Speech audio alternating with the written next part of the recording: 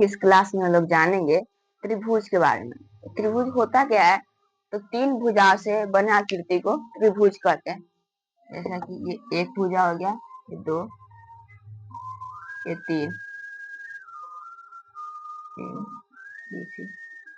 इसमें कितनी भुजाएं है? तो इसमें तीन भुजाएं है, इसी से त्रिभुज कहते हैं।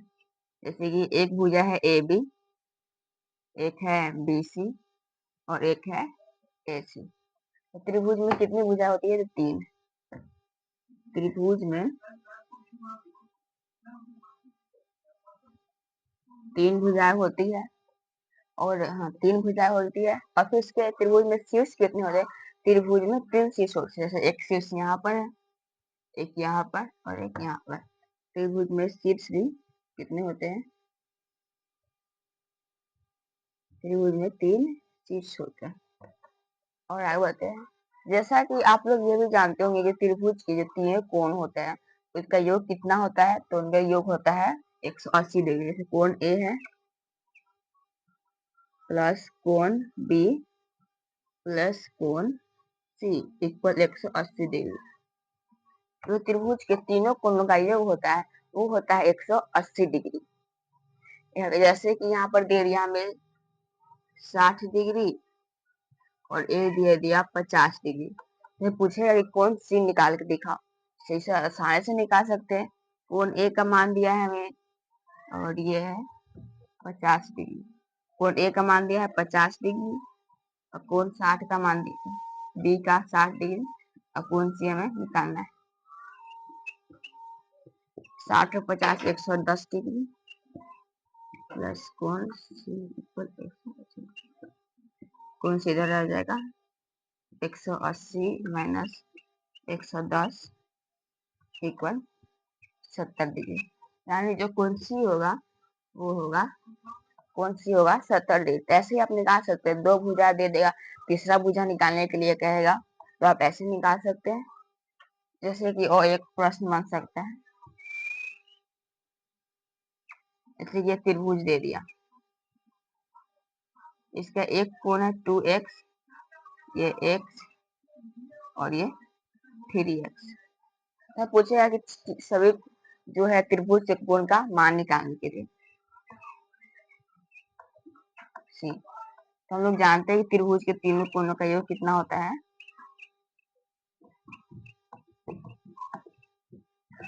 ये त्रिभुज के तीनों कोणों का योग 180 डिग्री होता है। कोण ए से दिया है x, कोण बी 2x, कोण सी 3x और 180 डिग्री। तीनों जुटेगा तो कितना होगा? 6x बराबर 180 डिग्री। यानी x का मान आएगा 30 डिग्री। यानी जो कोण ए होगा 30 डिग्री और 30 गुना 60 यानी कोण बी 60 डिग्री, 30 या 90 यानी कोण सी 90 डिग्री। तो यही, चलिए आगे बढ़ते हैं। यहाँ तक तो हो गया। ये थे बेसिक नॉलेज जो आप लोग भी जानते होंगे। चलिए आगे बढ़ते हैं। जैसे कि ये एक स्ट्रेट लाइन है, ये पूरा कितना डिग्री का होता है? तो ये पूरा होता है 180 डिग्री का। ये भी आप लोग जानते होंगे। चलिए इसमें एक त्रिभुज बना देते हैं। ऐसे हो गया, ये हो गया और हमें इस कोण का मान दे दिया 70 डिग्री और इसका 50 डिग्री। तो हमें पूछेगा कि इस कोण का मान बताओ। ये ए बी सी डी। तो कोण हम लोग जानते हैं कि त्रिभुज के तीनों कोणों का ये 180 डिग्री होता है। तो ये है 70, ये है 50, यानी कोण सी कितना होगा? 70 और 50 पे 120, 120 में से 180 घटेगा तो बचेगा 60 डिग्री। ये होगा 60 डिग्री। ऐसे ये कितना हो गया? 60 डिग्री हो गया। और हम लोग जानते हैं पूरा का योग कितना होता है? 180 डिग्री। तो यहाँ बाह्यतम कोण निकालना है तो 180 में से 60 निकालेंगे तो बचेगा 120 डिग्री। यानी जो ये है इसका बाह्यतम कोण है वो होगा 120 डिग्री। चलिए एक और बनाते हैं।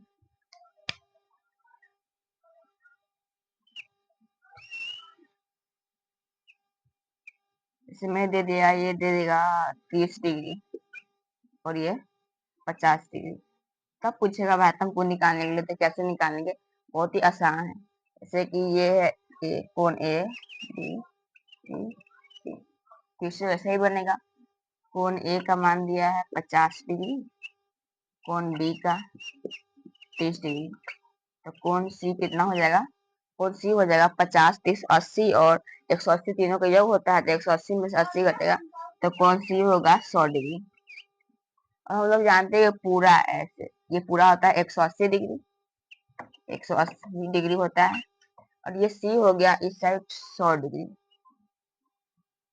तो इस साइड कितना बचेगा, तो इस 100 में से घटा देंगे, बचेगा 80 डिग्री, यानी होगा इस साइड होगा 80 डिग्री। ऐसे था, ये था 100 डिग्री, ये होगा 80 डिग्री। तो ऐसे भी आप लोग आसानी से निकाल सकते हैं। ये हो जाएगा 80 डिग्री।